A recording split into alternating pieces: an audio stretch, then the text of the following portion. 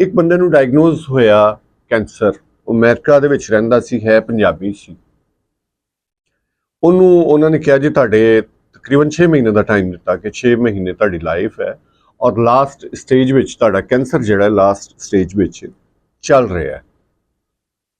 ਸੋ ਉਹ ਬੰਦਾ ਕਬੂਲਣ ਵਾਲਾ ਸੀ। ਅੱਛਾ, ਕਬੂਲਣ ਵਾਲਾ ਬੰਦਾ ਜਿਹੜਾ ਹੈ ਨਾ, ਉਹ ਏਡੀ ਛੇਤੀ ਮਰਦਾ ਨਹੀਂ। ਜਿਹੜਾ ਤਮਾਮ ਹਾਲਾਤ ਨੂੰ ਕਬੂਲਦਾ ਹੋਵੇ, ਜੋ ਹੋ ਵਾਪਰ ਰਹੀ ਹੈ ਜਾਂ ਜਿਸ ਹਾਲਾਤ 'ਚ ਰਹਿ ਰਿਹਾ, ਉਹਨੂੰ ਅਗਰ ਕਬੂਲ ਕਰ ਰਿਹਾ ਤੇ ਉਹ ਛੇਤੀ ਮਰਦਾ ਨਹੀਂ ਹੈ, ਕਿਉਂਕਿ ਜ਼ਿਹਨੀ ਤੌਰ ਤੇ ਉਹ ਇਤਮੀਨਾਨ ਵਿੱਚ ਹੁੰਦਾ ਹੈ, ਚੀਜ਼ਾਂ ਨੂੰ ਕਬੂਲ ਕਰਦਾ ਹੈ। ਬਹਰਹਾਲ ਉਹ ਚਲਾ ਗਿਆ ਉੱਥੋਂ, ਉਹਨੇ ਆਪਣਾ ਸਾਰਾ ਸੈਟਅਪ ਕਲੋਜ਼ ਕੀਤਾ ਔਰ ਸਭ ਤੋਂ ਪਹਿਲੇ ਹੋ ਗਿਆ ਸਊਦੀਆ ਜਾ ਕੇ ਆਪਣੀ ਮਜ਼ਹਬੀ ਤੌਰ ਤੇ ਉਹਨੇ ਉਮਰਾ ਕੀਤਾ, ਉਹਨੇ ਜ਼ਿਆਰਤਾਂ ਕੀਤੀਆਂ। ਠੀਕ ਹੈ, ਉਹਦਾ ਇੱਕ ਮਨ ਸੀ ਅੰਦਰੋਂ।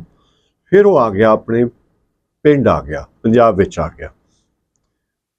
ਉਹਨੇ ਕਿਉਂਕਿ ਮੰਨ ਲਿਆ ਸੀ ਕਿ 6 ਮਹੀਨੇ ਤੱਕ ਮੈਂ ਇੱਥੋਂ ਟੁਰ ਜਾਣਾ ਇਸ ਦੁਨੀਆ ਤੋਂ, ਲਿਹਾਜ਼ਾ ਪੈਸੇ ਪੂਸੇ ਉਹਦੇ ਕੋਲ ਵੱਲ ਸਨ ਤੇ ਉਹ ਆਪਣੇ ਅਜ਼ੀਜ਼ਾਂ ਕੋਲ ਜਾਂ ਪਿੰਡ ਦੇ ਮੁਖਤਲਿਫ ਲੋਕਾਂ ਕੋਲ ਗਿਆ, ਜਿਹਦੀ ਜੋ ਲੋੜ ਸੀ। ਕੋਈ ਮਾੜਾ ਮਾਤੜ ਹੈ ਜੀ, ਤੁਸੀਂ ਕੀ ਕਰਨਾ ਚਾਹੁੰਦੇ ਹੋ, ਉਹਨੇ ਉਹਨੂੰ ਪੈਸੇ ਦੇ ਕੇ ਕਾਰੋਬਾਰ ਸ਼ੁਰੂ ਕਰਵਾਇਆ।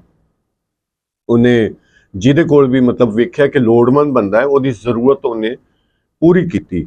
ਨਾਲ ਉਹਨੇ ਇਹ ਵੀ ਸਿਲਸਿਲਾ ਸ਼ੁਰੂ ਕਰਤਾ ਕਿ ਮਾੜੇ ਘਰਾਂ ਦੇ ਵਿੱਚ ਕੋਈ ਰਾਸ਼ਨ ਵਗੈਰਾ ਜੋ ਵੀ ਹੈ, ਉਹਨੇ ਇਹ ਸੋਚ ਲਿਆ ਕਿ 6 ਮਹੀਨਿਆਂ 'ਚ ਮੈਂ ਜੋ ਵੀ ਹੈ ਵੰਡ ਵੁੰਡ ਕੇ ਆਪਣਾ ਜੋ ਬੱਚਿਆਂ ਨੂੰ ਦੇਣਾ ਦਵਾਣਾ ਉਹ ਕਰਕੇ ਐਕਸਟਰਾ ਲੋਕਾਂ ਦਾ ਕੋਈ ਭਲਾ ਕਰਕੇ ਮੈਂ ਚਲਾ ਜਾਵਾਂ।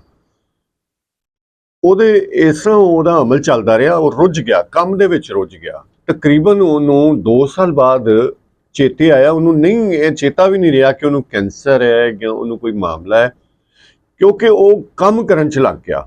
ਉਹ ਵਿਹਲਾ ਨਹੀਂ ਰਿਹਾ, ਉਹ ਕੰਮ ਕਰਨ 'ਚ ਲੱਗ ਗਿਆ। 2 ਸਾਲ ਬਾਅਦ ਉਹਨੂੰ ਖਿਆਲ ਆਇਆ, ਉਹਨੇ ਕਿਹਾ ਚਲੋ ਟੈਸਟ ਕਰਵਾ ਲਈਏ, ਕੋਈ ਗੱਲ ਨਹੀਂ, ਅਗਰ ਕੋਈ ਮਾਮਲਾ ਐਸਾ ਹੋਇਆ ਤੇ ਫਿਰ ਪਤਾ ਲੱਗ ਜਾਏਗਾ। ਉਹਨੇ ਟੈਸਟ ਕਰਵਾਇਆ ਤੇ ਉਹ ਬਿਲਕੁਲ ਤੰਦਰੁਸਤ ਸੀ। ਉਹਦੇ ਵਿੱਚ ਕੈਂਸਰ ਡਿਜ਼ੀਜ਼ ਖਤਮ ਹੋ ਚੁੱਕੀ ਸੀ।